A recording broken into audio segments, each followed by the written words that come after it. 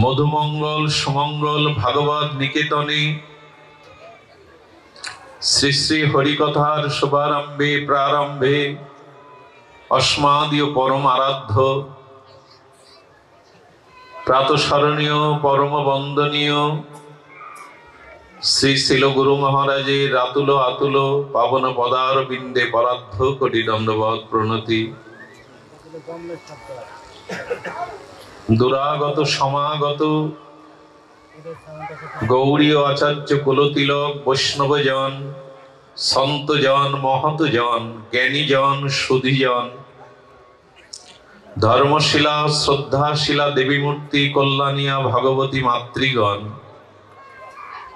সমাগত সকল ভক্ত চরণে সশ্রদ্ধ দণ্ডবৎ প্রণতি।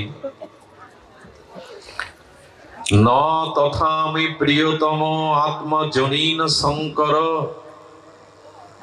ন চ শঙ্কর্ষণ ন শ্রী নৈবাত্ম চ যথা ভবান। এটা ফিডব্যাক আছে, শব্দ উঠছে, দেখো খেয়াল করো।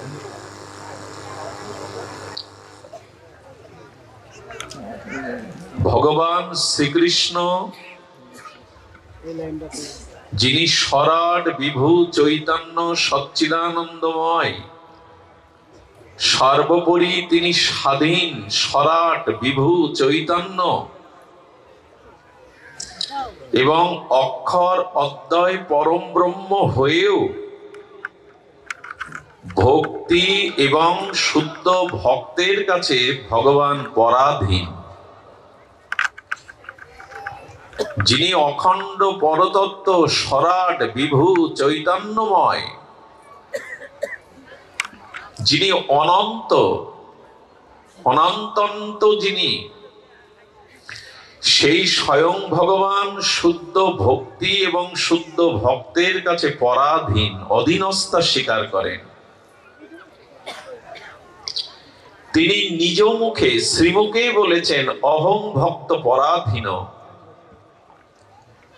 আমি স্বাধীন সরাট বিভু চৈতন্য হয়েও অহং ভক্ত পরাধীন, আমি ভক্তের কাছে পরাধীন। আমি গিরিরাজ গোবর্ধন কনিষ্ঠ অঙ্গুলিতে ধারণ করার ক্ষমতা রাখি, সক্ষমতা রাখি, এটা আমার কাছে আমার ঐশ্বর্যের কাছে কিছুই নয়। ছোট্ট শিশু যদি ছোট্ট একটি ছত্র বা ছাতা ধরে, এটা কঠিন নয়, কিন্তু মা যশোদার রঞ্জু দ্বারা বন্ধন কাটার শক্তি আমার নাই। আমি গিরিরাজ ধারণ করতে পারি, আমি অনন্ত ঐশ্বর্যময় অনন্ত সর্বশক্তিমান তত্ত্ব, কিন্তু মা যশোদার বাৎসল্য প্রেমের রঞ্জু দড়ি কাটার ক্ষমতা আমার নাই, কারণ আমি ভক্তের অধীন। স্বয়ং ভগবান ভক্তের অধীন। ভগবান এও বলেছেন, মানুষের যদি জীবন না থাকে, জীবাত্মা না থাকে, সে যেমন মৃত। গোবিন্দ বলছেন, ভক্তই আমার জীবন। ভগবান বলছেন, ভক্তই আমার জীবন।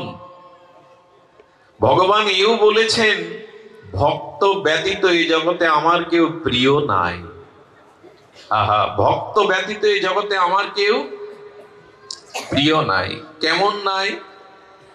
নিজ মুখে বললেন, ন তথা মে প্রিয়তম আত্মজনীন শঙ্কর। হে উদ্ধব, তুমি শোনো, আমার ভক্ত আমার কাছে যত প্রিয়, অতীব প্রিয়, আমার পুত্র আমার কাছে তত প্রিয় নয়। ভগবানের নাভিকমল থেকে জাত প্রজাপতি ব্রহ্মাও ভগবানের এত প্রিয় নাই যতটা ভক্ত তার প্রিয়। এবং শঙ্কর্ষণ ভগবান শিবও আমার কাছে অতটা প্রিয় নয় যতটা আমার ভক্ত আমার কাছে প্রিয়। আত্মজনী শঙ্কর, শুনবে উদ্ধব, আমার প্রিয়তমা লক্ষ্মীও আমার কাছে এতটা প্রিয় নয় যতটা ভক্ত আমার কাছে প্রিয়। ভক্তবৎসল ভক্ত বিঘ্ন নাশকারী নৃসিংহদেব যখন তেজমূর্তিতে প্রকট হয়েছিলেন, সমগ্র পৃথিবী নৃসিংহদেবের তেজদীপ্ত অগ্নিতে যেন পৃথিবী পুড়ে ছারকার হয়ে যাওয়ার অবস্থা। দেবতারা শঙ্কিত হলেন, ব্রহ্মাদি দেবগণ এসে স্তুতি করতে লাগলেন, কিন্তু নৃসিংহদেবের সেই ক্রোধ তেজ তারা প্রশমিত করতে না পেরে কমলা দেবী লক্ষ্মীকে সামনে পাঠালেন, কিন্তু লক্ষ্মীর দিকে ফিরেই তাকাননি ভগবান। যখন বাৎসল্য প্রেমের প্রহ্লাদ ভক্ত মৃদুমন্দ এসে ভগবান নৃসিংহদেবের কোলের কাছে এলেন, ভগবান নৃসিংহদেব বড় আদর করে বড় প্রেম ভাবে প্রহ্লাদকে কোলে তুলে নিয়ে যখন মুখের দিকে তাকালেন, প্রহ্লাদের বাৎসল্যময় ভক্তের মুখ দেখে ভগবানের তেজ, তার ক্রোধ প্রশমিত হলো। তিনি প্রহ্লাদকে জিহ্বা দিয়ে লেহন করতে লাগলেন। নৃসিংহদেব হিরণ্যকশিপুর যে নখাগ্র দিয়ে তার উদরকে ভেদ করেছিলেন, নৃসিংহদেব কি করছেন, হিরণ্যকশিপুর নাড়িটা চুষছেন। ভগবান প্রেম ছাড়া কিছু গ্রহণ করেন না, তো কেন তিনি প্রহ্লাদ পিতা হিরণ্যকশিপুরের নাড়িটা চুষছেন? ভগবান কি বললেন জানেন?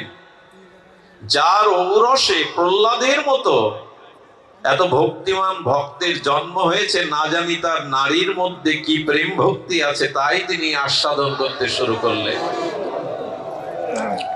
ভগবান প্রশমিত হলেন, স্নেহবৎসল ভগবান লেহন করতে লাগলেন জিহ্বা দিয়ে প্রহ্লাদের শ্রীঅঙ্গ। কতটা প্রিয়, লক্ষ্মী দেবীর সামনে তার দৃষ্টিতে আসেনি, ব্রহ্মাও তার প্রিয় নয় যতটা প্রিয় তার ভক্ত। এবং প্রহ্লাদকে কোলে ক্রিয়া করতে দেখে, আনন্দে উচ্ছ্বসিত দেখে ভগবানের মনে একটা লোভ এলো। ভক্তকে দেখে, আচ্ছা কোলে ওঠায় আনন্দ বেশি না কোলে নেওয়ায়, কোলে নেওয়াতে আনন্দ বেশি না কোলে ওঠাতে আনন্দ বেশি? কোলে ওঠাতেই আনন্দ বেশি। প্রহ্লাদ যখন ভগবানের করুণা ঘন নৃসিংহদেবের কোলে বসে আর হাত পা তিনি ছোড়াছুড়ি করে প্রেম আনন্দ প্রকাশ করছেন, পরমানন্দে যখন তিনি আনন্দে যেন খেলছেন, ভগবানের তখন লোভ হইল, কোলে নেওয়ার থেকে কোলে ওঠাই যে এত আনন্দ, এই স্বাদ তো আমার পাওয়া হয়নি কখনো। এর আগে আমি মৎস্য কুর্ম বরাহ নৃসিংহ অবতারে এসছি, কিন্তু মায়ের কোল আলো করে মায়ের স্নেহ বৎসল সন্তান হয়ে আমি তো কোলে উঠে দেখিনি যে কি আনন্দ। ভগবান তখন স্মরণ করলেন, এরপর যতবার জগতে আবির্ভূত হব, কোন ভক্তিময়ী মায়ের কোল আশ্রয় করে আমি এই স্বাদ নেব যে কোলে ওঠাতে কত আনন্দ। তো ভগবান তার ভক্তই জীবন, ভক্তই তার একমাত্র প্রিয়। আর এই সকল ভক্তগণের মধ্যে তার অতীব প্রিয় ব্রজবাসীরা, ব্রজ সুন্দরী গোপীরা। আমি জানি না কেন একটু ব্রজের কথা বলতে স্বাদ হচ্ছে। নরসিংদী থেকে যেসব ভক্তরা কত দূর থেকে এসেছেন, তারা ছুটে এসেছেন, মনে হয় শ্রী গুরু মহারাজ, শ্রী গ্রন্থরাজ, অভিন্ন ভাগবত। আচ্ছা, ভাগবত কথাতে ব্রজের কথা কেন আসবে? সনাতন হিন্দু ধর্মে, সনাতন বৈদিক সভ্যতায়, সনাতন ধর্মে যত গ্রন্থ আছে, কেবল দুটি গ্রন্থে শ্রীমৎ এই কথাটি আছে, শ্রীমৎ। আর কোন গ্রন্থে এই বিশেষণ দেওয়া হয়নি। শ্রীমৎ ভগবত গীতা, শ্রীমৎ ভাগবত, শ্রীমৎ ভাগবত আর শ্রীমৎ ভগবত গীতা। অন্য কোন শাস্ত্রে দেখবেন শ্রীমৎ এই শব্দটা উল্লেখ হয়নি। শ্রীমৎ ভগবত গীতা ভগবানের মুখনিসৃত দিব্য চিন্ময় বাণী। কুরুক্ষেত্রের রণাঙ্গনে বিষাদগ্রস্ত অর্জুনকে দিয়ে জগৎবাসীকে যে দিব্য বাণী মহাবাণী বলেছিলেন, সেটি শ্রীমদ্ ভগবদ গীতা। ভাগবত কাকে বলে?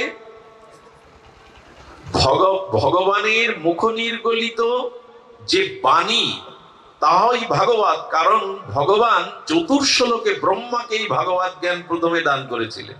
ভগবানেরই মুখবদ্ধ বিনিসৃত বাণী। ব্যাসদেব যখন ভাগবত লিখলেন, ভগবানের চরণে নিবেদন করলেন, আপনার অভিন্ন স্বরূপ, কলিযুগের ভাস্কর সূর্য স্বরূপ এই ভগবান, আমি ভাগবত গুরুদেবের প্রেরণায়, দেবর্ষী নারদের প্রেরণায়, আপনার কৃপা শক্তিতে এই ভাগবত রচনা করেছি। রাধারানী পাশে বসেছিলেন। রাধারানীর বদনটা অপ্রসন্ন, খুব ধ্যান দিয়ে শোনেন, অপ্রসন্ন বদন রাধারানী। বললেন, হে করুণাময়ী, হে কৃপাময়ী, আপনার বদন কেন প্রসন্ন নয়? এই ভাগবত কি আপনাকে প্রসন্নতা দান করবে না? রাধা ঠাকুরানী বললেন, আপনার ভাগবতে আমার নামই তো নেই। ভাগবতে রাধারানীর নাম কোথাও উল্লেখ নাই। ব্যাসদেব চিন্তা করলেন, রাধা শক্তি তো লাদিনী শক্তি। রাধারানী হলেন শক্তি, গোবিন্দ হলেন শক্তিমান। শক্তি ছাড়া শক্তিমানের শক্তিত্ব থাকে না। থাকে কি? শক্তি দেয় বলেই তো তুমি শক্তিমান, ধন আছে বলেই তো তুমি ধনবান, রূপ আছে বলেই তো তুমি রূপবান। শক্তি না থাকলে শক্তিমানের কোনো ক্রিয়া, পাওয়ার হাউস থেকে বিদ্যুৎ না থাকলে এই বাল্বগুলো, এই মাইকটা আর বাজবে না। তেমনি রাধারানী হলেন গোবিন্দের লাদিনী আনন্দদায়িনী শক্তি। গোবিন্দ শক্তিমান। রাধারানীর নাম নাই। নাম নাই তার কারণ আছে। সুখদেব গোস্বামীর মতো মহাভাগবত প্রেমিক, এই আত্মতত্ত্ব যিনি পরমহংস কুলতিলক, তার জিহ্বায় যদি একবার রাধা নাম প্রেম ভরে উচ্চারণ হয়, উনি প্রেমে মূর্ছিত হয়ে পড়ে থাকবেন। ম্রিয়মান পরীক্ষিতের যে 7 দিন পরমায়ু, তাকে আর কৃষ্ণ কথা, আমি যদি এখন ভাবাবেশে এখানে মূর্ছিত হয়ে পড়ে যাই, হরি কথার বিঘ্ন হবে কিনা? নিজের ভাবের থেকে, নিজের প্রেমের থেকে একজন ম্রিয়মান মনুষ্য, তাকে কৃষ্ণ চরণ পাওয়ানোর জন্য হরিকথা বলা তো প্রয়োজন। এই জন্য রাধা নাম উনি মুখে নিচ্ছেন না। তো ধ্যান দিন, রাধারানী অপ্রসন্ন হলে, কারণ কে রাধারানী? একটু ধ্যান দিয়ে শুনুন কথাটি। কেন শ্রীমৎ ভগবত গীতা এবং শ্রীমৎ ভাগবতম, কেন এই শ্রীমৎ দেয়া হলো? এখানে শ্রীমন আছে, যেমন শ্রীমন নারায়ণ। শ্রীমন শব্দটা ব্যবহার হয় শ্রীমন নারায়ণ, কিন্তু শ্রীমৎ এটা একমাত্র গীতাতে আর ভাগবতে ছাড়া অন্য গ্রন্থে প্রয়োগ হয় না। কেন হয় না? ভগবান সৃষ্টি স্থিতি প্রলয় করেন কিনা? সৃষ্টি স্থিতি প্রলয়ের অধিকর্তা ভগবান, কিন্তু সৃষ্টি স্থিতি প্রলয় অধিকারী ভগবানকেও যিনি কৃপা বা শক্তি দান করেন, ইনি রাধারানী। সৃষ্টি স্থিতি প্রলয়ের অধিকর্তাকে স্বয়ং ভগবান, কিন্তু ওনাকেও যিনি কৃপা এবং শক্তি দান করেন, যে শক্তি, যে কৃপা বলে ভগবানও জগৎ ভক্তকে পরিবাসন আনন্দ দেন, ইনি হলেন রাধারানী। তো সেই রাধারানীর নাম সরাসরি না থাকায় ব্যাসদেব তখন নামকরণ করলেন শ্রীমৎ ভাগবত। শ্রী অর্থেই হলো রাধা ঠাকুরানী প্রেমময়ী। শ্রীজি মানে, শ্রী মানেই মাধুর্যময়ী, প্রেমের অধীশ্বরী মহাভাগবতী রাধারানীকেই শ্রী বলা হয়। শ্রী মানে মাধুর্য, শ্রী মানে সৌন্দর্য। এই জন্য রাধা নাম আগে দিতে হবে, নালে ভগবান প্রসন্ন হবেন না। কৃষ্ণ রাধা নয়, রাধা কৃষ্ণ। ভাগবত তাকেই বলে যাতে আগে, দেখবেন, আগে ভক্তের কথা হবে, তারপরে ভগবানের চরিত্র, ভগবানের লীলা হবে, তাকেই বলে ভাগবত। আগে ভক্ত চরিত্র, তারপরে কেন ভগবানের চরিত্র আগে দিলে হতো না?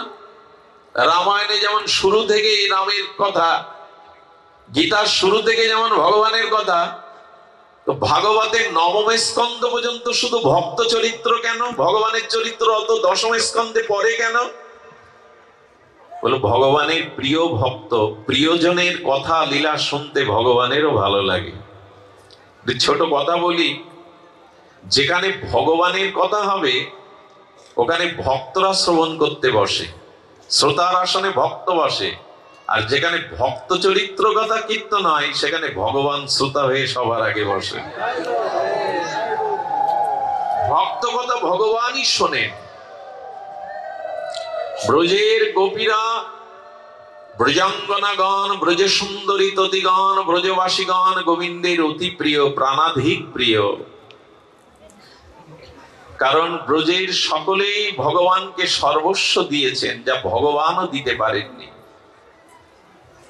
দেহ ধর্ম, লোক ধর্ম, বেদ ধর্ম, লজ্জা, ভয়, মান ব্রজবাসীরা কৃষ্ণের জন্য, তাদের সুন্দরের জন্য, তাদের প্রিয়তমের জন্য সর্বস্ব দিয়েছেন, কিছুই বাদ রাখেননি।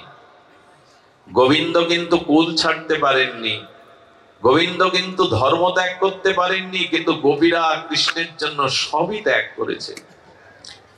লোকধর্ম, বেদ ধর্ম, গৃহ ধর্ম, আত্মসুখ সব জলাঞ্জলি দিয়েছে। এটাই তো বলে সমর্পণ, এটাই তো বলে আত্মনিবেদন। আমরা পারিনি, আমরা ভগবানকে সর্বস্ব দিতে পারিনি, অর্পণ করতে পারিনি। আমার আমার বলে আমরা নিজে জড়িয়ে ধরে রেখেছি। গোপীদের সর্বস্ব গোবিন্দ চরণে নিবেদিত। তোমার সুখের জন্য আমরা সব ত্যাগ করতে পারি, কিন্তু কোনো কিছুর জন্য তোমাকে বিন্দুমাত্র ত্যাগ করতে পারবো না। তো একটু উচ্চ কোটির এই ভাবনাটা অনুভব করুন। অহৈতুকী ভক্তির ভক্তের কাছে ভগবান বশীভূত, দ্রবীভূত, বিগলিত হয়ে যান। আর এই ভক্তদের সর্বোত্তম অন্যতম রাধা ঠাকুরানী, শ্রীকৃষ্ণ প্রেমের পূর্ণ পূর্ণিমা, শ্রীকৃষ্ণ প্রেমের পূর্ণ প্রতিমা, শ্রীকৃষ্ণ প্রেমের ঘনীভূত প্রেমময়ী ভাবময়ী লাদিনী মূর্তি রাধা। সেই রাধা রানী গোবিন্দের কত প্রিয়, তার প্রেম অধীনতা গোবিন্দ কিভাবে স্বীকার করেছেন গীত গোবিন্দ কবি জয়দেব তুলে ধরেছেন। এই শ্লোকটি বড় আদরের, এই শ্লোকটি ধ্যান দিয়ে শ্রবণ করুন। রাধারানী গোবিন্দের কত প্রিয়, এই শ্লোকটি গীত গোবিন্দে ভক্ত রসিক কবীন্দ্র কবি জয়দেব লিখতে পারেননি, লিখতে গিয়ে থেমে গিয়েছিলেন। কিন্তু জয়দেবের রূপ ধরে স্বয়ং ব্রজেন্দ্র নন্দন, অরিন্দম মনোহর, ত্রিভঙ্গ মুরারি গোবিন্দ নিজে হাতে লিখে দিয়ে গেছিলেন গীত গোবিন্দের এই শ্লোক। ভগবানের নিজে হাতে লেখা এই শ্লোক। রাধারানী মানবতী হলে মানিনী রাধারানী, মানবতী রাধারানীর মান প্রসাদের জন্য গোবিন্দ রাধারানীর চরণের কাছে বসে পড়তেন। সমপর্যায়ে বসতেন না, রাধারানীর চরণে বসতেন। চরণে বসে চরণের দিকে দৃষ্টি দিত গোবিন্দের। প্রেমময়ী ভাবময়ীর চরণ দুখানা গোবিন্দ প্রথমে হাতে তুলে নিতেন। করপল্লবে প্রেমময়ীর চরণ দুখানা দেখতে দেখতে গোবিন্দের চোখ ঝাপসা হয়ে যেত। বিন্দুবন্ধু প্রেমস্র রাধারানী প্রেমময়ীর চরণে পতিত হতো। গোবিন্দ চরণ দুখানা নিয়ে হাতে নয়, মাঝে মাঝে আপন বক্ষে চেপে ধরতেন। একটি অনুরোধ করি, এখানে রাধারানীকে কোন রক্ত মাংসের কোন যুবতী রত্ন কল্পনা করে একথা শুনবেন না। রাধারানী কোন যুবতী রক্ত মাংসের আমাদের মতো জড়া প্রকৃতির শরীর নয়। কৃষ্ণ প্রেমটাই রাধা, তারা দুই নয়। অগ্নি এবং তার দাহিকা শক্তি যেমন ভিন্ন করা যায় না, জল থেকে যেমন শীতলতা আলাদা করা যায় না, অগ্নি থেকে তার তাপ যেমন আলাদা করা যায় না, চিনি থেকে যেমন তার মিষ্টতা আলাদা করা যায় না, গোমাতার দুগ্ধ যেমন তার রং শ্বেতশুভ্র সাদা রংকে আলাদা করা যায় না, তেমন গোবিন্দ থেকে রাধারানীকেও ভিন্ন ভাবা যায় না। তো সেই রাধারানীর চরণ দোকানা গোবিন্দ হৃদয়ে নিয়ে কি বলছেন? কবি জয়দেব লিখতে পারেননি, গোবিন্দ নিজে হাতে গীত গোবিন্দের পাতায় লিখেছেন, তমস্বী মম জীবন, হে রাধে তুমি আমার জীবন। গোবিন্দের কিন্তু কপটতা করে আমাদের মতো বানানো কথা নয়। রাধারানীর চরণ দোখানা আপন বক্ষে ধরে শ্রী গোবিন্দ বলছেন, তমস্বী মম জীবনম, হে রাধে তুমি আমার জীবন। ভক্ত তার কাছে কত প্রিয়। প্রেমাধীন ভক্ত বলছেন, তমস্বী মম ভূষণম, হে রাধে তুমি আমার ভূষণ। একটা সতী রমণীর, সাধ্বী রমণীর যেমন শাখা সিঁদুর তার ভূষণ, গোবিন্দ বললেন, হে রাধে তমস্বী মম জীবনম, তমস্বী মম ভূষণম, তমস্বী মম ভব জলাধিরত্নম। হে রাধে সমুদ্র যেমন বুকে রত্ন ধারণ করে বলে তার নাম রত্নাকর, তেমনি এই প্রেম সরোবরে রাধারানী তুমি আমার রত্ন, জলাধিরত্নম। এর পরের কথাটা গীত গোবিন্দে গোবিন্দ লিখছেন, সর খরড সর গরল খণ্ডলং মম শিরোষি মণ্ডলং দেহি পদ পল্লব মোদারাম। হে রাধে তোমার এই চরণ কমল পল্লব তুমি আমার মস্তকে ধারণ করে আমাকে শীতল করো। কেন বলছেন স্বয়ং ভগবান? কোন রমণীর চরণ তিনি মাথায় নিচ্ছেন না, বুকে নিচ্ছেন না, তিনি প্রেমকে, শুদ্ধ ভক্তকে, ভক্ত পরাধীন ভগবান গ্রহণ করছেন।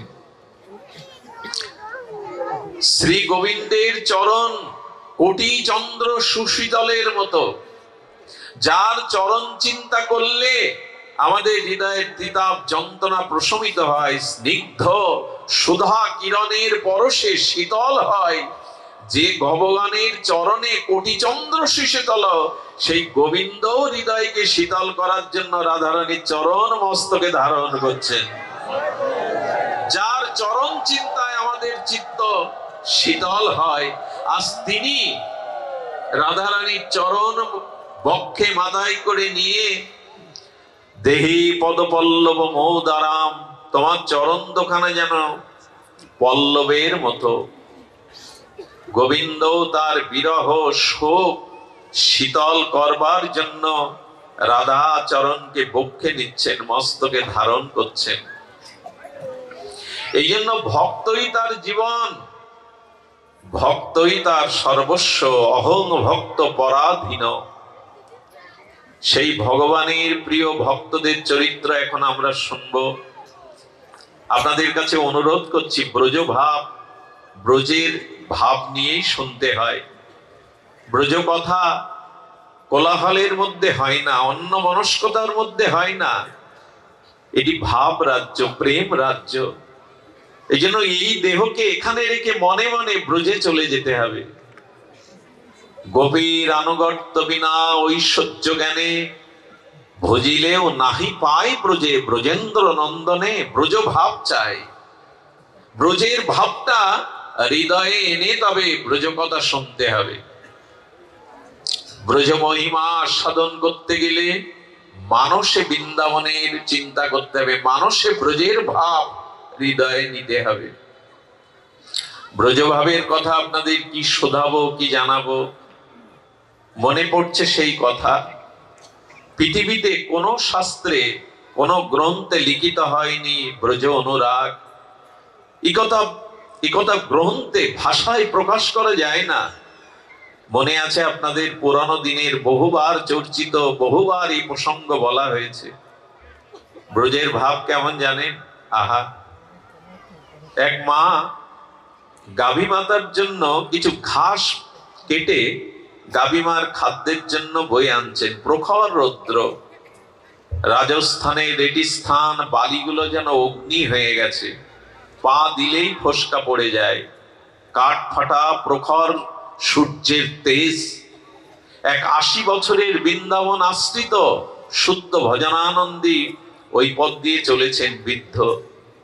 কিন্তু পিপাসা এই তপ্ত রৌদ্রে, তপ্ত বালুকণায় তার ওষ্ঠগত প্রাণ, একটু জল না পেলে তিনি বাঁচবেন না। আর ব্রজবাসী সেই মা গাভী মায়ের জন্য কিছু তৃণগুচ্ছ করে মাথায় করে আসছেন। ব্রজবাসীরা যখন হাঁটে তখন মনে হয় ওরা নৃত্য করছে, ওরা যখন কথা বলে তখন মনে হয় সঙ্গীত সুধা আলাপ করছে। ওদের কথাটাই সঙ্গীত, ওদের চলাটাই নৃত্য। দেখবেন যারা বৃন্দাবনে যেমন ব্রজবাসী যারা, ওরা যখন চলে মনে হয় নৃত্য করে চলছে, ওদের চলাটাই নৃত্য, বলাটাই সুরসঙ্গীত। বাবাজি মহারাজ সেই ব্রজবাসী মাকে দেখে বললে, লাডলি পিপাসা কা পানি মিলেগা, মানে পিপাসার জল একটু পাওয়া যাবে? বাবাজির দিকে তাকিয়ে ব্রজবাসী মা বলছে মাথায় বোঝা নিয়ে, ইহা সে পানি নাহি মিলেগা, দূর গাঁও সে জানা পড়েগা। বাবা ওই বহু দূরের যে গ্রাম, ওইখানেই পানি মিলবে, মানে জল মিলবে। ব্রজবাসীতে জলকে ওরা পানি বলে। তো বহু দূরে মিলবে। বাবাজি পড়ে গেছে, পড়ে গিয়ে বলছে, হারাদে হে করুণাময়ী, এখানেই বুঝি আমার দেহ অবসান, তোমার চরণে এখানেই চিরদিনের মতো আমি বিশ্রাম পাবো, আর আমি এক পাও চলতে পারবো না, বাঁচবো না। যেই বলেছে আর আমি বাঁচবো না, হে রাধে, ব্রজমা কিছু পা এগিয়ে গেছিল, পেছনে এসে বোঝাটা নামিয়েছে। নামিয়ে বললে, বাবা খুব পিপাসা, খুব পিপাসা লেগেছে। হ্যাঁ রে মা, একটু জল ছাড়া আমি বাঁচবো না। বাবা খুব পিপাসা লেগেছে? বলে, হ্যাঁ রে মা, আমি জল ছাড়া এক বিন্দু আর এক মুহূর্ত বাঁচবো না। পৃথিবীর কোন শাস্ত্রে লেখেনি এমন কথা। ওই ব্রজ যুবতী মা বুকের বসন সরিয়ে দিলেন, তার স্তনের বিন্দু বিন্দু অমৃত দুগ্ধ বাবার ঠোঁটে পড়তে লাগলো। ওই অমৃত দুগ্ধ ঠোঁটে পড়লেই তিনি প্রেমে মুষ্টিত হয়ে পড়ে গেলেন।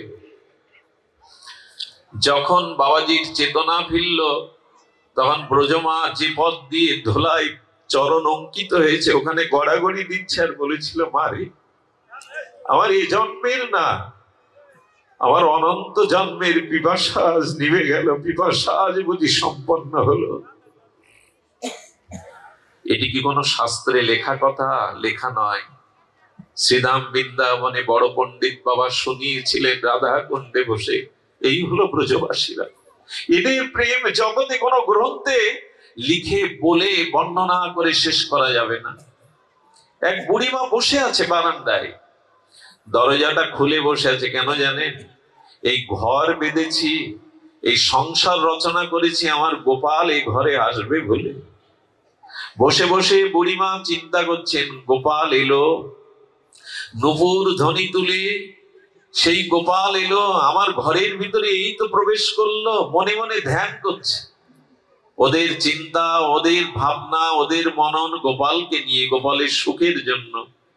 গোপাল এলো, ঘরে কিছুটা ননি খেলো, ছড়ালো, আর ননি ভাণ্ড নিয়ে গোপাল দৌড়াচ্ছে। ওই চোখ বন্ধ করেই ভাবতে ভাবতে গোপাল ধর, গোপাল ধর, গোপাল ধর বলে দৌড়াচ্ছে। এক বাবা বলছে, ও মা, সামনে তো কেউ নেই, কাকে ছুটছো দৌড়ে ধরবে বলে? চোখ খুলে বুড়িমা বলছে, ও আমি তো ধ্যানে ধ্যানে মনে মনে চিন্তা করছিলাম গোপাল দৌড়াচ্ছে। সেই বৃদ্ধ বাবা ব্রজমাকে প্রণাম করে বললে, ধন্য মা তোমাদের প্রেম, তোমরা মনে মনে ভাবতে ভাবতেই দৌড়াচ্ছ গোপাল সামনে। এই হলো সংসারের সর্বোত্তম প্রাপ্তি। সংসারে শরীর পড়ে থাক, সংসারে কর্ম সংসারে থাক, কিন্তু মনটা যেন গোবিন্দের চরণে থাকে। মনও যদি তাকে না দেই, সংসারে যদি মন প্রাণ ধন ঐশ্বর্য সব সংসারকে দেই, বড় ঠকে যেতে হবে, অনেক জন্ম ঠকতে হবে। এই জন্য গোবিন্দ আমাদের কাছে অন্য কিছু চাননি। মনমনা ভব, তোমার মন আমায় দাও। শরীরটা সংসারে রাখো, কর্ম সংসারকে দাও, কিন্তু মনটা কাউকে দিয়ে ঠকে যেও না, মনটা কাউকে দিয়ে দুঃখের কারণ হয়েও না, মনটা আমাকে দাও। ভগবানকে মন না দিতে পারলে অভিশাপ ঘুচবে না, এই পুনঃ পুনঃ জন্মচক্র ঘুচবে না। এই জন্য আসুন আমরা ব্রজভাবকে একটু আস্বাদনে করার জন্য মনটাকে প্রস্তুত করি। এখানে বসেও কিন্তু আপনি ভাবরাজ্যে যেতে পারবেন না যদি আপনার মন প্রবেশ না করে। এই জন্য আমরা আজ ব্রজভাবের একটা অপূর্ব লীলা শুনবো, যে লীলাটি ইতিপূর্বে আমি আপনাদের সামনে কখনো আলোচনা প্রসঙ্গে আনিনি। কেন জানি মন চাইছে রাধারানীর এই পরম লীলাটি একটু আস্বাদনে কৃপা করুন, করুণা করুন, চরণ ধুলি দিয়ে সিক্ত করুন, যাতে ব্রজভাব ব্রজ মাধুর্যকে হৃদয়ে ধারণ করে তার কথা তার লীলা তিনি প্রকাশ করিয়ে নেন। জটিলার মন্দিরে নিভৃত কক্ষে বসে আর প্রভাত কালে বিষবান রাজনন্দিনী প্রেমময়ী রাধারানী ভাবছে। খুব ধ্যান দিন, এবার কথার দিকে ধ্যান দিতে হবে। মনে মনে চলে যান শ্রীদাম বৃন্দাবনে জটিলার মন্দিরে নিভৃত কক্ষে প্রেম ভাববতী রাধা ঠাকুরানী প্রভাতে যেন কি ভাবছে। ওইখানে চলে যান, রাধারানীর মুখবদনটা, কমল বদনটা, প্রেমময়ীর বদনটা দেখুন। ভাবছে কার কথা জানেন? শ্যাম সুন্দরের কথা। রাধারানীর স্বপনে, শয়নে, জাগরণে শ্যাম সুন্দরের সেবা ভাবনা ছাড়া, তার সুখ ভাবনা ছাড়া রাধারানী অন্য কোনো ভাবনা ভাবতে শেখেননি, জানেনও না। কেমন জানেন? নয়নে বচনে সকল কর্মে সকল মননে সকল হৃদয় তন্ত্রে রাধারানীর শ্যাম সুন্দরের মহিমা চিন্তন হয়, অনুরণন হয়। শব্দগুলোর দিকে ধ্যান দিন। নয়নে বচনে, রাধারানীর নয়ন শ্যাম সুন্দরকে ছাড়া জগতে আর কিছু দেখে না। রাধারানীর বচনে শ্যাম সুন্দরের কথা ছাড়া অন্য কথা বলে না, শ্যাম ছাড়া অন্য কথা বলে না। নয়নে বচনে সকল কর্মে সকল মননে সকল হৃদয় তন্ত্রে মঙ্গলময় গোবিন্দের ভাবনায় বাজে রাধারানীর, অন্য ভাবনা আসে না। রাধারানী নিভৃত কক্ষে জটিলার মন্দিরে বসে আর তিনি প্রভাতকালে ভাবছেন। এমন মুহূর্তে রাধারানী স্বতন্ত্র চারজন প্রিয় সখী এলো। শ্যামলা, সরলা, মঙ্গলা এবং বিমলা। এরা কারা? এরা রাধারানীর স্বতন্ত্র সখী। স্বতন্ত্র মানে একটু ধ্যান দিতে হবে। আগেই বলেছি কোলাহলে ব্রজের মধ্যে যাওয়া যাবে না। মহাপ্রভু পর্যন্ত বৃন্দাবনে যাননি একবার। কেন জানেন? যার সাথে লোক হয় লক্ষ কোটি, বৃন্দাবনে যাওয়া নহে পরিপাটি। সনাতন বলেছিল প্রভু হই হুল্লোড় করে বৃন্দাবনে যাওয়া যায় না, একা যাও, পারলে একজনকে সাথে নিয়ে ভাবের মধ্যে দিয়ে যাও। আজকাল মানুষ বাসে করে শত শত লোক নিয়ে বেড়ানোর ভঙ্গিমা নিয়ে খেয়ে দিয়ে বৃন্দাবনে যায়, এতে কিছু পাওয়া যায় না। হ্যাঁ, বৃন্দাবনে গেলে একটা কৃপা হয় বটে, তবে মহাপ্রভুর নির্দেশ ওভাবে যাওয়া নাই। প্রেম নিয়ে যাও, বুকে হাহাকার নিয়ে যাও, চোখে জল নিয়ে ব্রজে যাও। ওখানে বেড়ানো ছাড়ানো হই হুল্লোড় খাওয়া দাওয়ার জন্য নয়। ওখানে চোখের জল নিয়ে নাও, ব্যাকুলতা নিয়ে যাও। ব্রজের রাখাল বলে দেরে কোথায় আমার গোপাল? যমুনা, তুমি বলতে পারো এখন কোন লীলায় কোথায় আছে? হে বৃক্ষগণ, তোমরা তো মুনি ঋষি, তোমরা বলে দাও না রাধা মাধবের কোন লীলা কোথায় হচ্ছে? এই হাহাকার চাই, তৃষ্ণা চাই। বৃন্দাবনে কখনো হোটেলে ওঠা, হোটেলে খাওয়া, জামা কাপড় কাছানো, জামা কাপড় পরে ছবি তোলা, এটা বৃন্দাবন নয়, এটা প্রেমের রাজ্য। ওইখানের মহিমা হলো ধুলো মাখা, ব্রজের ধুলো মাখা। ওইখানে ধুলির বড় মহিমা, ওখানে ব্যাকুলতার মহিমা। রাধারানীর সম্মুখে শ্যামলা, বিমলা, সরলা, মঙ্গলা তার স্বতন্ত্র সখী। স্বতন্ত্র কেন জানেন? রাধা মাধব দুইজনকে ভালোবাসে সকলে, কিন্তু কৃষ্ণের থেকে অধিক ভালোবাসে যারা রাধারানীকে, এরা রাধারানীর স্বতন্ত্র সখী। যুগলকে ওরা ভালোবাসে, কিন্তু কৃষ্ণের থেকে যারা অধিক পরিমাণে রাধারানীকে ভালোবাসে, এরা রাধারানীর প্রাণ প্রিয় স্বতন্ত্র সখী। শ্যামলা, বিমলা, সরলা, মঙ্গলা এসে রাধারানীর সামনে দেখা দিয়েছে। রাধারানী ওদের দেখে প্রসন্ন বদনে বলছেন, শুদ্ধ ভক্তের দর্শন হলে আমার আজ দিন ভালো যাবে। তোরা এসেছিস, তোরা এসেছিস, আজ আমার দিন ভালো যাবে। একটা কথা বলি, প্রভাতে যদি সাধু দর্শন করেন কোন প্রকৃত বিশুদ্ধ ভগবানের প্রিয় ভক্ত, সেদিন আপনার মঙ্গল যাবেই যাবে। আজ আমার দিন ভালো যাবে, আমি হরিভক্তের দর্শন পেয়েছি। রাধারানী জগৎকে শিক্ষা দিচ্ছেন, সকালে উঠেই সাধু দর্শন। আমার তো মনে হয় রাতে যদি আপনাদের মতো ভক্ত দর্শন হয় তো রাতটাও ভালো যাবে, হরিচিন্তায় যাবে। সাধু দর্শনেই শোক দূরে যায়, তাপ জুড়ে যায়, সংসারের মলিন জঞ্জাল বিষয় চিন্তা মন থেকে বিদূরত হয় সাধু দর্শন করলেই। দর্শনে পবিত্র করো এই তোমার গুণ। গঙ্গা স্নান করলে পাপ যেতেও পারে, নাও যেতে পারে, আপনার শ্রদ্ধার উপরে নির্ভরশীল, কিন্তু সাধু দর্শনে মনের ময়লা যাবেই যাবে, চিত্ত শুদ্ধি হবেই হবে।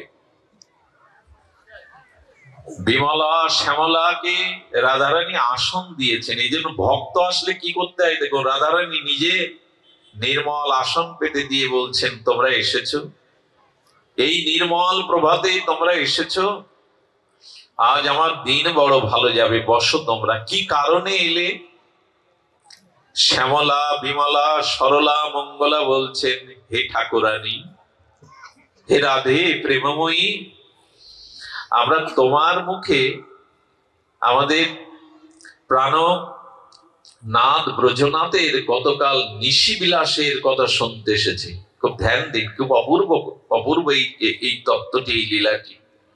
মানে গত রাতে প্রেম নিকুঞ্জ বিলাস মন্দিরে তোমার আর শ্যামসুন্দরের কি সেবা হয়েছিল আমরা শুনতে এসেছি তোমার কাছে। গত রাত্রের বিলাস সেবা কিরূপ আমাদের শোনাও।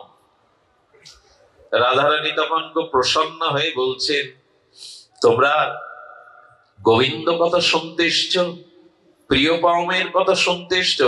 আচ্ছা, রাধারানীর মুখে যদি গোবিন্দের গুণগাথা হয় সেটা কেমন আস্বাদন হবে? রাধারানী তো প্রেম দিয়ে গড়া, প্রেমময়ীর মুখ দিয়ে যদি শ্যামসুন্দরের তার প্রিয়তমের কথা হয় সেটা কেমন হবে? প্রিয়জনের কথা, যে যাকে ভালোবাসে তার কথাটা দেখবেন। বিদেশ থেকে খোকা চিঠি লিখেছে মায়ের কাছে, মা লেখাপড়া জানে না, পড়তে জানে না। গ্রামের মাস্টার মশাইয়ের কাছে ছুটি গিয়ে বলছেন, আমার খোকার চিঠিটা পড়ে শোনান না মাস্টার মশাই। মা, তুমি ভালো আছো তো? তোমার কথা বড় মনে পড়ে মা। যখন এইসব কথাগুলো বলছেন, মা আনন্দে কাঁদছেন, চোখ দিয়ে তার বিন্দু বিন্দু জল পড়ছে। আচ্ছা, যে চিঠিটা পড়ছে তার এইরকম ভাব হচ্ছে তো, তার চোখে জল আসছে তো? মানে একই তো শব্দ, তার আসছে না কেন? বলো, মায়ের মতো প্রীতি, মায়ের মতো মমতা মাস্টার মশাই নেই, এই জন্য ওই কথাগুলো মাকে ছুঁয়ে যাচ্ছে। তো যারা ভক্ত রাধারানীর কথা, তাদের ওই মায়ের মতো ছুঁয়ে যায়। যাদের রাধারানীর সাথে সম্বন্ধ আছে, প্রিয়তা আছে, এই জন্য হরিকথা সবার ভালো লাগে না, হরিকথাতে সকলে মন বসাতে পারে না। কারণ ভগবানকে না ভালোবাসলে হরিকথা প্রিয়তা আসে না, আবার হরিকথা না শুনলেও ভগবানের প্রতি প্রিয়তা আসে না। রাধারানী তখন বললেন, তোরা বড় উত্তম প্রস্তাব নিয়েছিস, আমার শ্যামসুন্দরের কথা শুনবি? তবে শোন, আমার শ্যামসুন্দরের কথা শোনার মতো আমি সোনার মানুষ পেলাম না। কথাটি খুব মার্মিক কথা বলছে, আমি সোনার মানুষ পেলাম না। রাধারানীর স্বতন্ত্র সখীরা বললেন, ভাগবত পাঠ হলে সহস্র সহস্র মানুষ যায়, আর তুমি বলছো হরিকথা শোনার মানুষ পেলাম না? এই হাজার হাজার লোক তো আপনারাই এসে গেছেন, সহস্র লোক। রাধারানী তখন কি বললেন জানেন? বলে, হ্যাঁ রে, হরিকথাতে হাজার হাজার সহস্র সহস্র লোক আসে, তবে কি শুনতে জানিস? কেউ রামায়ণের কথা শোনে, কেউ বা পুরাণের কথা শোনে, কেউ মহাভারতের কথা শোনে, কেউ বা ভাগবতের কথা শোনে, তবে সেটা সখাদের সাথে গোবিন্দের খেলা, কি মা যশোদার সাথে গোপালের বাৎসল্য লীলা। কিন্তু আমার প্রিয় পরম সুন্দর শ্যামকে হৃদয়ে প্রতিরূপে বসিয়ে সর্বস্ব অর্পণ করে আমার বধূর কথা কেউ শোনার মানুষ জগতে আমি পেলাম না। কথাটা আমি খুব দ্রুত বলে গেলাম। দেখবেন ভাগবত পাঠে হয়তো রামায়ণের কথা আসে, হয়তো মহাভারতের প্রসঙ্গ আসে, যদি বৃন্দাবনের কথাও আসে সেটা সখাদের সাথে গোবিন্দের খেলা, তাই না, মা যশোদার সাথে তার লীলা। কিন্তু রাধারানীর মতো গোপীদের মতো গোবিন্দকে প্রতিরূপে সর্বস্ব অর্পণ করে পরম প্রতিরূপে এই যে সখী সাথে গোপী সাথে গোপীনাথের যে অপূর্ব প্রেমময় কান্তা ভাবের লীলা কথায় সোনার মানুষ জগতে বড় বিরল। রাধারানী বললেন, এই সোনার মানুষ তোরা শুনতে এসেছিস, আমার বড় আনন্দ হচ্ছে, তবে শোন, আমার বধূয়ার কথা, আমার বধূর কথা বলতে আমার বড় ব্যাকুল, কিন্তু কাকে বলবো। সত্যি কথা, দেখবেন আজকাল ভাগবত পাঠে এই গোপী আনুগত্যে ব্রজের রাগ ভক্তির কথা খুব কম হয়, এগুলি নেওয়ার শ্রোতা জগতে খুব কম। কারণ রাধা মাধবীর কথা বলতে গেলে আমাদের মানস মনে যুবতী যুবকের জগতের ভাবটা, প্রাকৃত ভাবটা এসে পড়ার সম্ভাবনা থাকে। এই জন্য এ কথা সবখানে বলতে নেই, কেন জানি না। আজ এখানে পরিবেশটা একটু অন্যরকম লাগছে আমার কাছে। সব শুদ্ধ ভক্তদের মাঝে কথা যদি না বলি আর কোথায় বা জানাবো। এই জন্য চলুন রাধারানীর মুখে তার প্রিয়তমের গত নিশির বিলাস কুঞ্জের কথা শুনি। এ কথা শুনতে গেলে পুরুষ অভিমান ছেড়ে দিতে হবে, গোপী আনুগত্যে গোপী ভাব নিতে হবে। খুব অদ্ভুত কথা বলছেন রাধারানী, শোন তবে। প্রাণবধূর কথা শোনার মানুষ পেলাম না, তোরা এসেছিস। এরা কেন বলছি জানেন? এরা রাধারানীর অত্যন্ত প্রিয়। কেমন প্রিয় জানেন? গোবিন্দ ব্যাকুল হয়ে রাধারানীকে অন্বেষণ করছেন, কোথা রাধা, ধ্যান দিন, কোলাহল করবেন না। তো সঙ্গে সঙ্গে এক রাধারানীর প্রিয় সখী তাকে দেখে বলছে, বলো না, বলো না রাধে কোথায়, বলো না প্রেমময়ী কোথায়। গোবিন্দ ব্যাকুল হয়ে গেছে।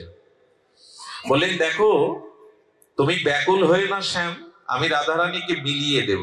রাধারানীকে সিঙ্গার করে কুঞ্জ মন্দিরে রেখে আর শ্যাম সুন্দরকে হাত ধরে নিয়ে গিয়ে ওরা যুগলে বসিয়েছে। গোবিন্দ রাধারানীকে পেয়ে এতটা প্রসন্ন হয়েছেন, সঙ্গে সঙ্গে নিজের গলার মালা খুলে ওই মঞ্জুরিকে পরাতে গেছেন। মঞ্জুরি বলছে, কানাই তোমার গলার মালা আমি পরবো না। আচ্ছা, এমন হতে পারে আপনাকে যদি স্বয়ং গোবিন্দ নিজের গলার মালা খুলে দিতে যায়, আপনি বলবেন আমি নেব না? কিন্তু রাধারানীর এই স্বতন্ত্র সখী মঞ্জুরির ভাবনা দেখে বলছে, শ্যাম ও মালা আমি জীবনেও নেব না। বলি, কেন? আমি আমার গলার মালা তোমাকে দিচ্ছি, তুমি রাধারানীকে মিলিয়ে দিয়েছ। বলেন, রাধারানীর গলায় যদি প্রসাদী হয় তবেই নেব, তোমার প্রসাদী মালা আমরা ধারণ করি না। একটা কথা বলি, এরা রাধারানীর প্রতি কেন এত স্বতন্ত্র কেন জানেন? কোন কালেই কৃষ্ণ প্রেম পাবেন না যদি রাধারানী কৃপা না করে। আরে দেবেটাকে, শ্যামকে কে মিলিয়ে দেবে? শ্যামের কৃপা কে দেবে? রাধা কৃপা না করলে শ্যাম কৃপা, গোবিন্দ কৃপা। এই জন্য তো ব্রজবাসীরা হা রাধে রাধে বলে কাঁদে কেঁদে বেড়ায়। রাধে মিলে, রাধে শ্যাম মিলা দে, রাধে তুমি মিলিয়ে দিতে পারো শ্যামকে, আর কেউ দিতে পারবে না। আচ্ছা, গোবিন্দ তাম্বুল চর্চিত করছিলেন, পান, সেই পান কিছুটা অধরামৃত সখীকে বলছেন, তুমি মিলন করেই দিয়েছো রাধারানীর সাথে, এই তাম্বুল নাও। বলে, আগেই বলেছি রাধারানীর প্রসাদী ছাড়া আমরা জীবনে কিছু গ্রহণ করি না বাবা। সেই সখীদের আজ রাধারানী গত নিশির বিলাস কথা বলছেন। আমি বারবার প্রস্তুতিটা, ভূমিকাটা নিচ্ছি কেন জানেন? রক্ত মাংসের বুদ্ধি যেন আমাদের মনে না আসে, তাহলে অভিশাপ নামবে। ওইখানে রক্ত মাংসের বুদ্ধি করে একথা শুনলে হবে না। ওখানে প্রেমময় প্রেমময় লীলা শুনতে হবে। রাধারানী বলছেন, শোন।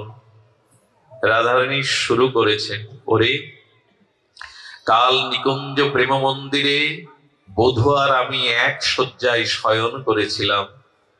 জানিস রে, আমার বধূ পরশমণি। রাধারানী বললেন, আমার বধূ পরশমণি, ওরে শ্যামলা, ওরে বিমলা, আমি এমন ছিলাম না, আমার এত অনুরাগ ছিল না। আমার বধূ পরশমণি, বধূর ছোঁয়াতে আমি এত অনুরাগ পেয়েছি, এত প্রেমময় অনুরাগ পেয়েছি, আমি এমন ছিলাম না। পরশ পাথরের স্পর্শে যেমন লোহা সোনা হয়, বধূর পরশে আমি অনুরাগিনী হয়েছি। ভগবানের একটু সেবা, একটু প্রেম, একটু ভক্তি আমাদের কি করে জানেন? পরশ পাথরের মতো এই অঙ্গকে সোনা করে দেয়। কেমন জানেন? পুতনার লাশটাকে খন্ড খন্ড করে ব্রজবাসীরা চিতা জ্বালিয়ে দিয়েছিল। সেই চিতা থেকে এক দিব্য অপার্থিব দিব্য গন্ধ সমস্ত ব্রজকে, বাতাসকে আমোদিত করছিল। ব্রজবাসীরা বলছে, পুতনা রাক্ষসী, শিশু ঘাতিনী, পাপিয়সী, তার চিতা থেকে এই দিব্য গন্ধ আসছে কেন? পূর্ণমাসী দেবী বলেছিলেন, গোবিন্দকে কালকূট বিষ স্তনে করে পুতনা হত্যা করতে যায়, আর গোবিন্দ তার ওষ্ঠ দিয়ে, অধর দিয়ে পুতনার স্তনকে একটু স্পর্শ করেছিল। তাই গোবিন্দের অধর অমৃত স্পর্শে পাপিয়সী পুতনার দেহটা দিব্য সুগন্ধময় হয়ে গেছে, সেই সুগন্ধের বাতাস বইছে। রাধারানী বললেন, আমি এমন ছিলাম না রে, আমার এমন অনুরাগ ছিল না। বধূর পরশমণির পরশে আমি অনুরাগিনী হয়েছি। একটি জিনিস দেখবেন, লজ্জার রং আলাদা হয়।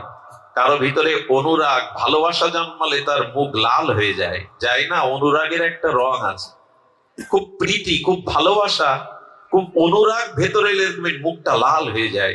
অনুরাগের একটা রং আছে।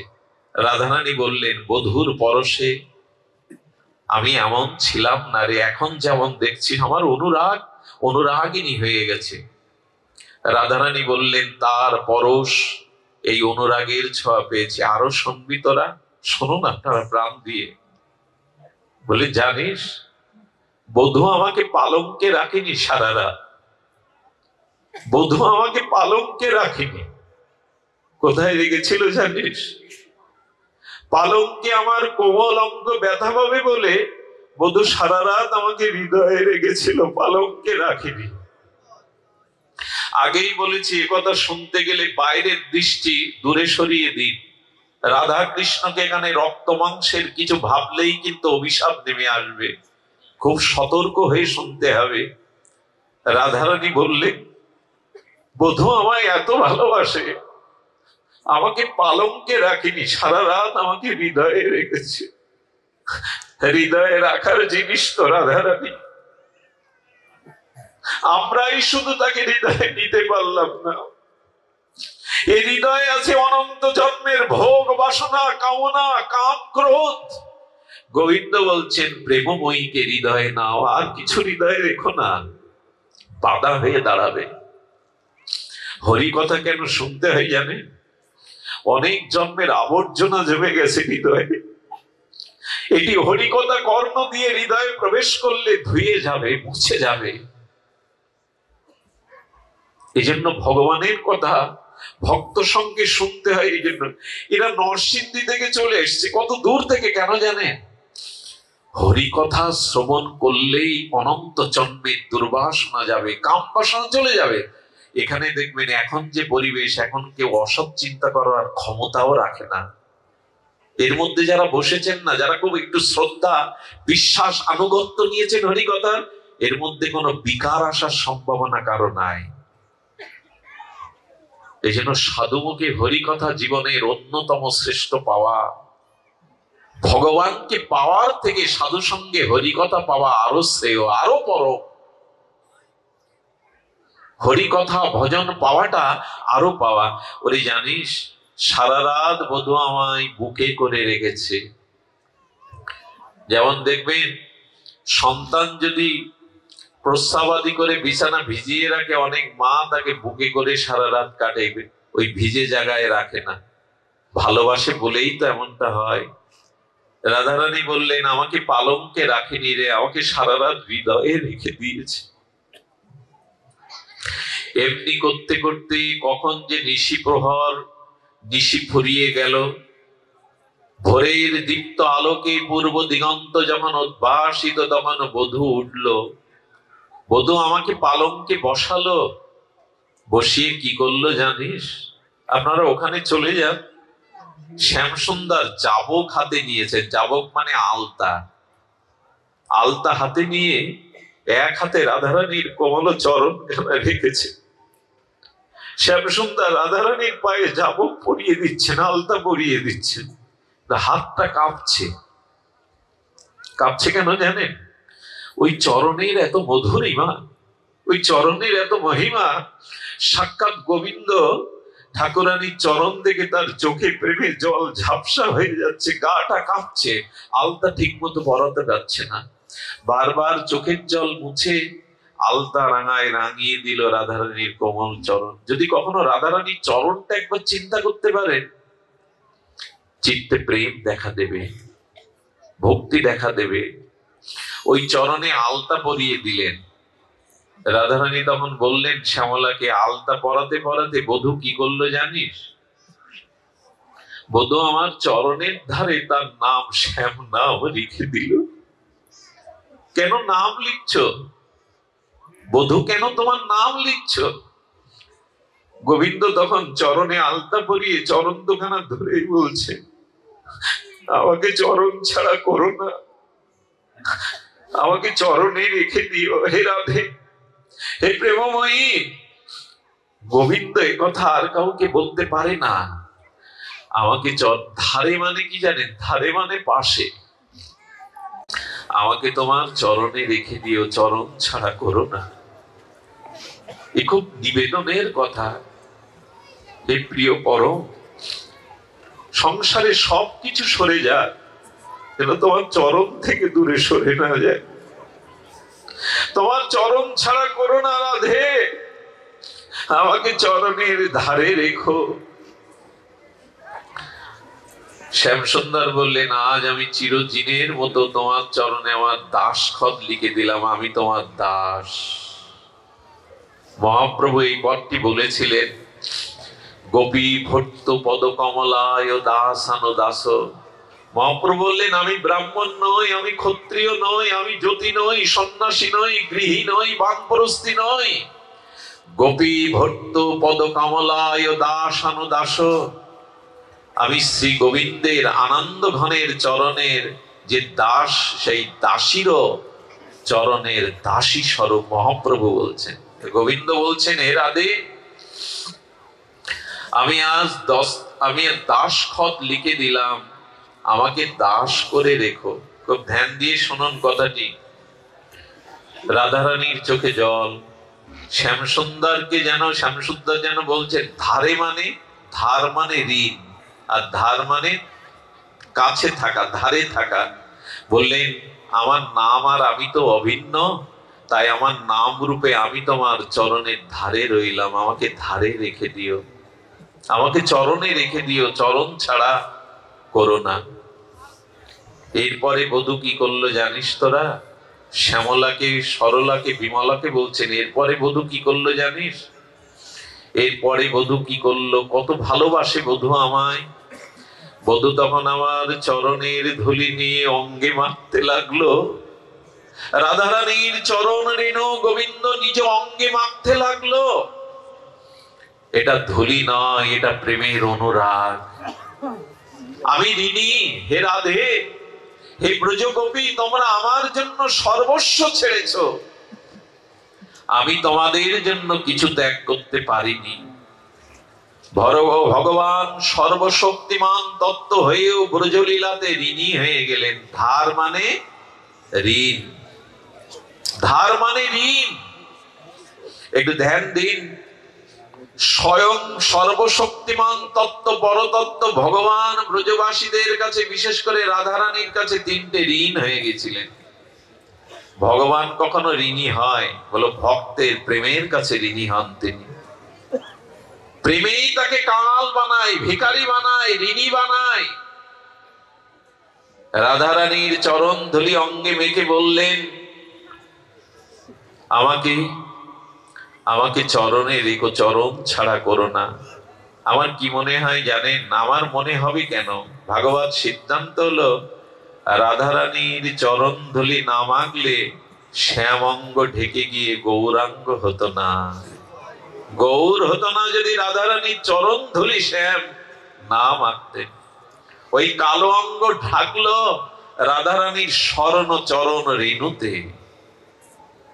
এই ধুলি কোনো সাধারণ জিনিস না। ভক্তের চরণ ধুলি ছাড়া, ভক্তের চরণ ধৌত জল ছাড়া, ভক্তভুক্ত অবশেষ ছাড়া প্রেম ভক্তি আজও কারো হয়নি, হবেও না। কিন্তু আজ মানুষ কঠিন যুক্তিবাদের মধ্যে দিয়ে এই পাশ্চাত্য শিক্ষা সংস্কৃতি আর এই উগ্র আধুনিকতায় আজকের এই বর্তমান প্রজন্মের মানুষ সাধু পিতামাতার গুরুজনের চরণ ধুলিকেও আজ যুক্তি খাড়া করে জীবাণু আছে। আরে এত পরিপাটি হয়ে থাকো তো জগতে তো জীবাণু বাড়ছেই। করোনা বা বিভিন্ন জীবাণু জগতে আগে এত ছিল না। যত মানুষ আর যুক্তিবাদী হয়ে যাচ্ছে তত ভক্তি থেকে, ভাব থেকে দূরে সরে যাচ্ছে, যেন যান্ত্রিক হয়ে যাচ্ছে মানুষ, যন্ত্র। আরে শ্রীগুরু বৈষ্ণবের ভক্তের শুদ্ধ চরণ ধুলি ছাড়া, চরণ জল ছাড়া ভক্তি হতে পারে না। এর মধ্যেই ভক্তি নিহিত আছে।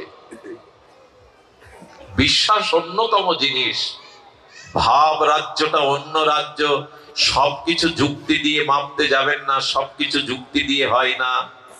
মা বলে দেয় খোকা এই তোর পিতা, এই তোর বাবা, এখানে যুক্তি খাটাতে যাবেন না, পরীক্ষা নিতে যাবেন না, ওই মায়ের কথাই বিশ্বাস করতে হবে, এই তোমার পিতা।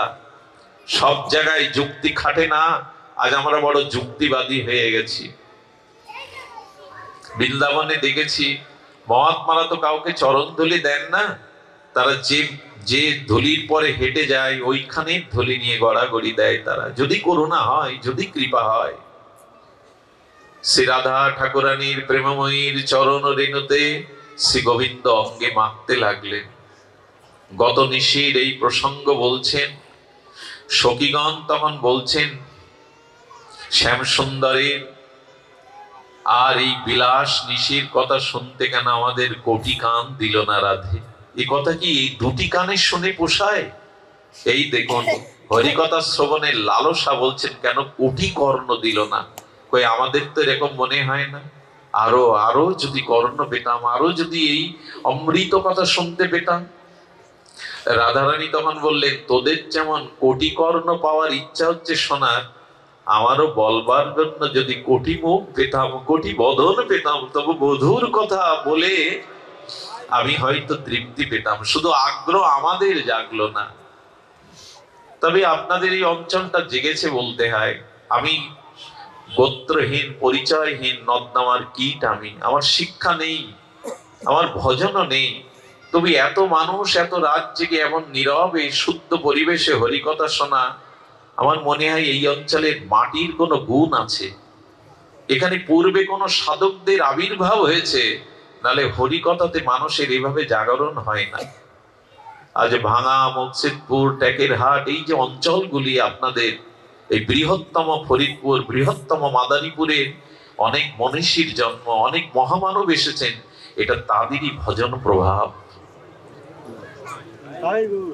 এইখানে আজও যে পরিবেশ, এটা সব জায়গায় কল্পনা করা যায় না। এই জন্য হরিকথা শোনার জন্য প্রার্থনা করবে যেন দুই কানেই কোটি কানে তৃষ্ণা জাগে। রাধারানী বললেন, বধুর কথা বলতে গিয়ে আমারও মনে হয় কোটি বদন যদি পেতাম, কোটি মুখ যদি পেতাম, তাহলে হয়তো বধুর কথা কিঞ্চিত বলে আমার পিপাসা মিটত। যেদিন এমনি শ্যামসুন্দরের কথা বলতে গিয়ে শ্যামসুন্দর বললেন, রায় আমাকে ধার, আমি ঋণ তোমার কাছে। তো সেই তিনটে ঋণী হয়ে গেছিলেন গোবিন্দ ব্রজবাসীদের কাছে। সেই তিন ঋণ শোধ করবার জন্য সেই ব্রজেন্দ্র নন্দন, ব্রজের কানায় আমার নবদ্বীপে শচী সিন্ধু গর্ভ আজ গৌর হয়ে এলেন। কোন সেই তিনটি ঋণ? এটি বলেই আজ পাঠ বিশ্রাম রাখছি। শ্রী রাধায়া প্রণয় মহিমা কি দিশা। আহা, স্বরূপ দামোদরের কষ্টার এই বিখ্যাত শ্লোক, শ্রী রাধাইয়া প্রণয় মহিমা কিদিশ। অর্থাৎ রাধারানীর প্রেমটা কিরূপ এটা কৃষ্ণ বলছেন আমার জানা হয়নি। রাধারানীর প্রেমটা কিরূপ? শ্রী রাধায়া প্রণয় মহিমা কিদিশ বানাইয়ে বা সাধ্য আসাধ্য যেনা অদ্ভুত মধুরিমা কিদিশ বা মদিয়া।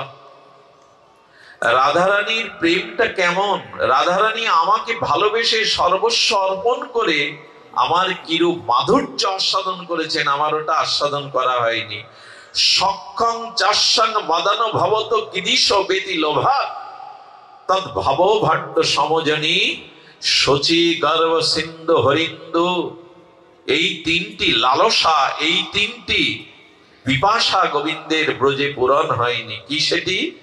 শ্রীরাধার প্রণয় মহিমা কেমন, রাধারানী যে গোবিন্দকে ভালোবাসে এই প্রণয়টা কেমন, এটা গোবিন্দের বোঝা হয়নি, উনি জানতে পারেননি। আর শ্রীরাধা আমার অদ্ভুত মাধুর্য আস্বাদন করে কি সুখ পেয়েছে, এটা আমার পাওয়া, আমার মাধুর্য দর্শন করে রাধারানী কি সুখ পেয়েছে এটা আমার পাওয়া হয়নি। এবং সেই যে আমার প্রতি তার প্রেম প্রীতি মাধুর্য, এই সুখটাও কেমন এটা আমার আস্বাদন হয়নি। এই তিন ঋণ পূরণ করতে, এই তিন স্বাদ পূরণ করতে উনি নবদ্বীপে শচী সিন্ধু গর্ভ মাঝে এলেন। কৈসন রাধা প্রেমা কৈসন মধুরিমা কৈসন ভাবিতি ভোর। এ তিন বাঞ্ছিত ধন ব্রজে না হইল পূরণ ভাবিয়া না পাইল ওর। ভাবিয়া দেখিন মনে শ্রীরাধার স্বরূপ বিনে এই বাসনা পূর্ণ কভু নয়।